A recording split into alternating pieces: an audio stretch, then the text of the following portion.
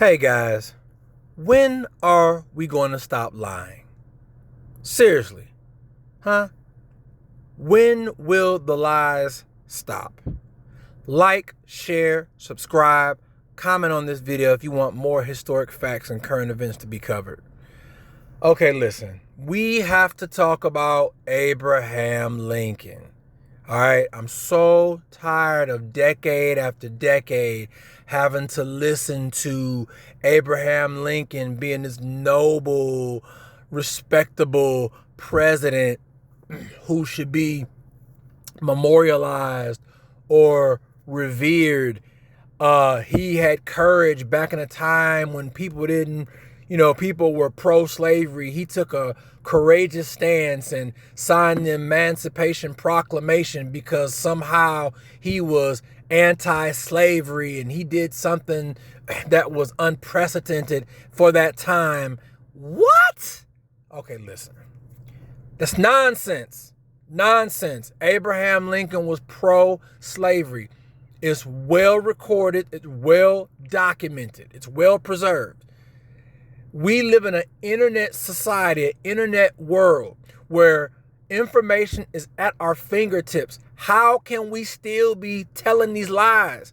How can we still be miseducating young children in grade school, young college students? Why are we still talking about this stuff as if it's fact in academia? Why are we talking about this on media platforms and in magazines and in books? Why are we publishing this stuff as fact? Abraham Lincoln was not anti-slavery.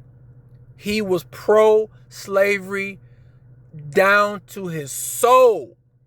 I'm going to give you a quote. You need to listen to this information. I'm going to give you a quote, and this is during the Civil War or a little bit thereafter. There's a guy named Horace Greeley. I'm not sure if you guys know who Horace Greeley is, but I'm going to give you a quick history lesson. Horace Greeley was the publisher and editor of the New York Tribune in 1862. He was the man. That was a very, very widely read publication. I believe it's still around today, if I'm not mistaken. But listen, on August 22nd, 1862, Abraham Lincoln sent a letter to the New York Tribune, to Horace Greeley, to have this published. And I'm going to tell you what the letter said so you can see about what his true feelings about slavery was, without all this whitewash stuff they teach you in America. Because that's American tradition to misinform their citizens from birth all the way to the day you die in America. That's just our tradition. But here's the truth. This is a quote, and Abraham Lincoln was clear about his primary war goal. Quote, "My paramount objective in this struggle is to save the Union and is not either to save or destroy slavery." He goes on to say that if he could save the Union by freeing all, some, or none of the slaves, he would do so. So in other words, what Abraham Lincoln is saying is, if I could win the war and bring the South down to its knees without releasing the slaves, I would do so. If I could keep slaves in slavery, if I can keep African slaves in slavery, in bondage, and at the same time win the war and save the Union, I would do that. But guess what? This is what he's saying in the letter to Horace Greeley.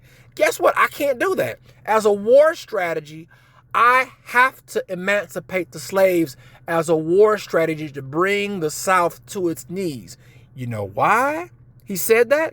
Because agriculture was the heart and soul of the South's economy. The American South, their entire economy relied on the unpaid labor of African slaves. Agriculture was their entire commodity. The entire economy was based on that. So we free the slaves, we bring you to your knees as the Confederate States. You have no choice but to join the Union, because as the president, I'm going to take away your entire economy by signing the Emancipation Proclamation. He said that in the letter. If I could save the Union without releasing the slaves, I would, but I can't. Freeing the slaves was a war strategy. The Emancipation Proclamation was not noble. It wasn't respectable. It wasn't some person who had this open mind in a time when people were closed-minded and believed that slavery was a necessary evil. He wasn't this person that disagreed with the masses. He agreed with the masses. He just couldn't win the war without freeing slaves. He said, if I could have did it at the same time, I would have.